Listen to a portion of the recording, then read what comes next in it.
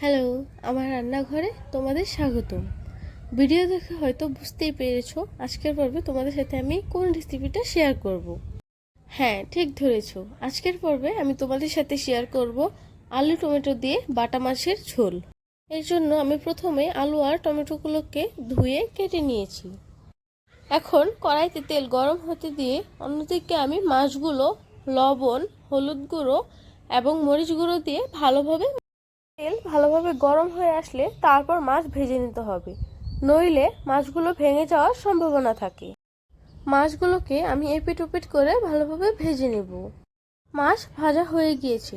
এখন আমি কড়াইতে আরেকটু তেল দিয়ে দিব তেজপাতা ও জিরা। এরপর দিয়ে দিব কেটে রাখা আলুগুলোকে হালকা নেড়ে ভেজে নেব।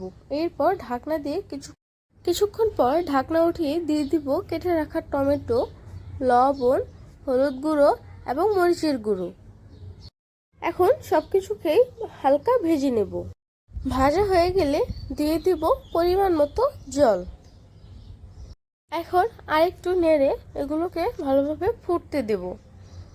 জল ফুটতে শুরু করলে দিয়ে দিব পরিমাণ মতো ধনিয়া গুঁড়ো দিয়ে হালকা নেড়ে দিয়ে দিব ভেজে রাখা মাছগুলো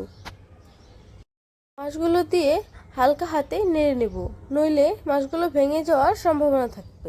সবকিছুকেই ভালোভাবে রান্না হতে দেব এবং তরকারি নামিয়ে নেওয়ার 5 মিনিট আগে দিয়ে দিব ভাজা জিরে গুঁড়ো। এখন আর 4-5 মিনিট রান্না করে নেব। আশা করি ভিডিওটি তোমাদের ভালো লেগেছে।